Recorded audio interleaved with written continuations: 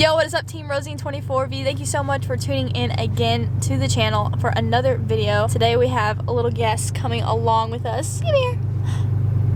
So he's going to be tagging along with me today. I usually take him whenever I'm just doing stuff around town, not going too far, and he can just relax in the truck because he enjoys it and he enjoys not being in his cage. He's going to be tagging along for the video with us today. Right now I'm on my way to go take the wash and just get all the salt off. It looks disgusting, hasn't been washed in some time, so it needs some attention.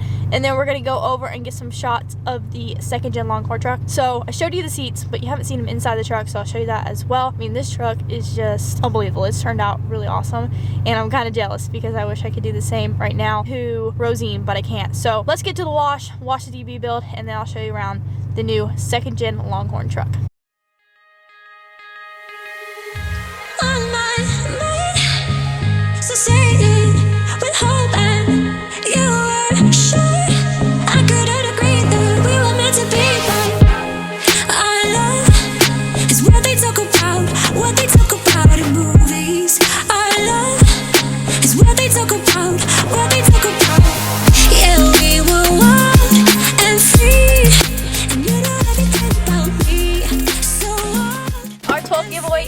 And this 96 full valve 5-speed Longhorn edition truck could be yours. All you gotta do is go to ltgear.com or hit the links down in the description. Every $5 is 5 entries, so get yourself entered while you can.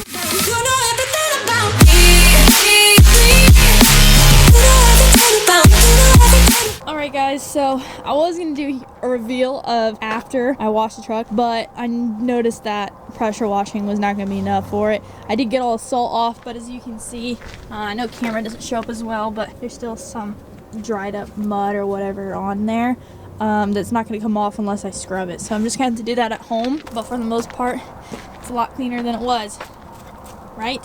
Alright guys, so I am catching you back to finish up this video. I didn't know which direction I was going to take it. So now we're going to turn into a headlight video. So my original plan was just to make it a vlog, but I want to give you guys some content that you actually enjoy watching. So right now I have the blue truck's stock 4th gen headlights. I didn't want to use the DB Build's nice 4th gen headlights that I got because those were on maybe 50 miles on the truck, so they're like in perfect condition. So I wanted to do a test trial basically with the blue set that we have from our 2015 6.7, kind of mess around with what I want when I do the actual headlights. And I know it sounds like a lot of work and a pain in the butt. I've learned already a lot of stuff from trial and error, but the only way you can really learn and be successful is from, you know, trial and error. So anyways, as you guys can tell, I've already separated it. The only thing I haven't taken out is this part yet. When I took off this was probably the hardest part, obviously. I'm gonna tell you guys, all I did was actually, I'm gonna shout out another YouTuber. I think his YouTube name is Brandon Clark. I watched his basically headlight baking video for 4th gen headlights because I had no idea even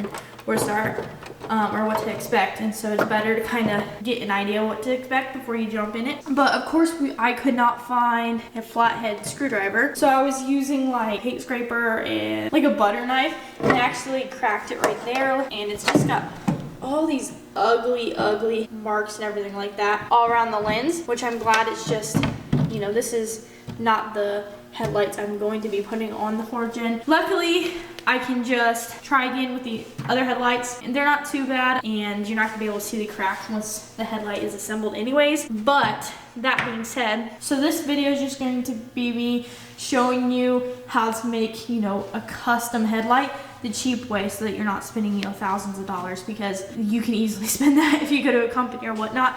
Not throwing any shade on them, they do wonderful work, and there's a reason it's that much because it is very time consuming and there's a lot of steps and products that go into making them. But I'm going to show you a cheap way of making your headlights look custom without getting, you know, the halo lights or the projectors or the LED pods. We're just gonna do a basic color match to act like we are making a set for the 4th gen, but obviously this is our test run. So all I have here is Easy Off to take off all the chrome, and then a wire brush, but this is fine, so this isn't gonna scratch or anything like that, but it should just make it easier for the chrome to come off. This is Paint Plus primer. Well, both of these are, so I don't think I'm gonna have to use a primer or whatever. I'm just doing it, you know, the way that I've seen work for me. I've done a lot of dash bezels and stuff and glove boxes like that, and I don't have any issue with this paint. But this is going to be all white, and then we have a reflectant, which is going to be black.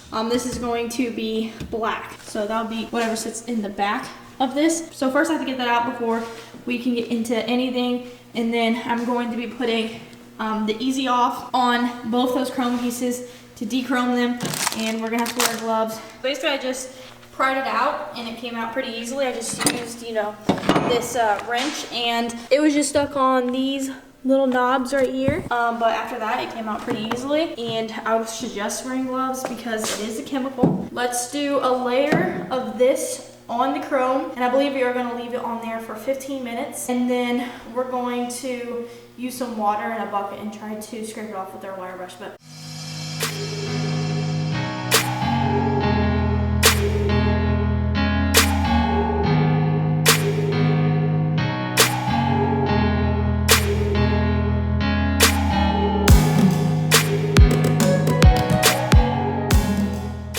so we're about 6 minutes in to letting this sit. You already see the black on this piece.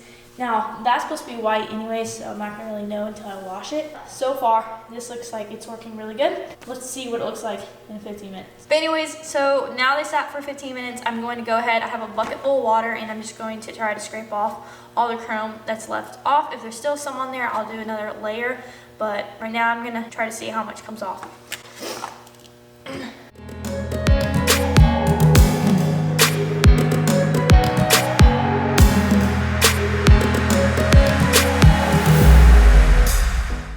Guys, so here is the product of just one layer of that oven cleaner stuff. You can see there's kind of a little bit of residue still on there. You can see that this part is still chrome, which I'm not still worried about because the reflectant goes over anyways. Some left over here on these lines, but that's okay. We can just do a second coat and try it again. But let's get to the other chrome part and see how it looks.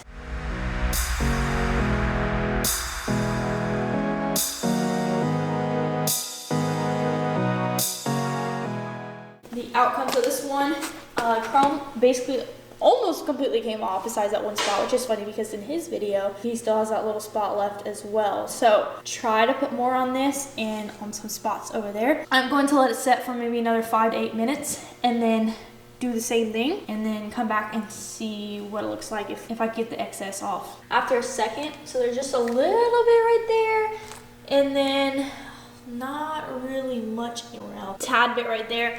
Overall, so much better. I'm gonna put the reflective right there, and then this, still that same stupid spot. But I'm not too worried about it because most of the chrome is off, and I'm going to be putting black on it anyways. And like I said, this is just to test what I like. So, that being said, we're gonna get into painting. They are dry. I did use a cleaner to make sure that the oven cleaning stuff was off, and that there's nothing sticking in them that's going to prevent the paint from adhesing. Now, in his video, he sanded this down, did like a primer and then an actual color. But for this one, I'm just going to go straight into paint. Maybe for the next set, I'll do that, but I don't have any sandpaper today. So I'm going to see how it looks. If it looks terrible, then I will go that route next time. But this is just a test session, so.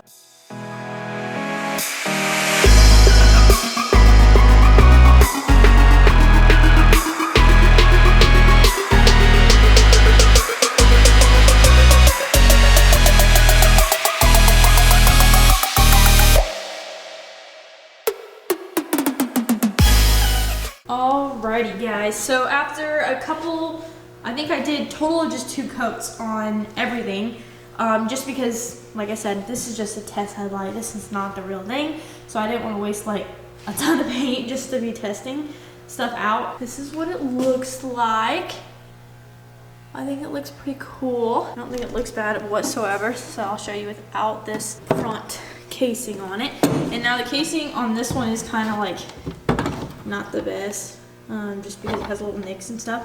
That's why I tested the blue ones first, because the other ones don't. But yeah, this is how it turned out, you know, for not sanding down and just using a basic Rust-Oleum paint. I think it looks really good.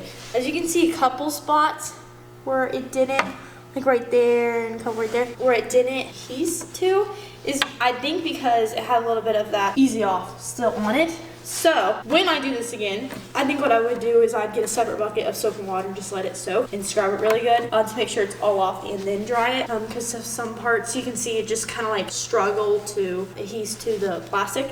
There's the black backing, which this one was kind of awkward, I am gonna admit, to paint just because of like the weird texture inside of it. The only reason there's like these weird, I don't know if the camera will pick up them, see these like little flakes around there, is because the box that I was using to separate from the white and the black paint, because I didn't want the access to, you know, accidentally touch the white part, or the black to touch the white part, or vice versa. And it had little bits of hair attached to the box, and I didn't know that. It's all after the fact. Lesson learned. Make sure that there's no debris by your workspace whatsoever when you're doing paint, especially headlights. But I do like how the reflective turned out, and I just did one coat, but I'll probably do 2 next, I think. But overall it looks really good. So this is just a quick idea for you guys. This is not with any projectors, halos, pods, anything.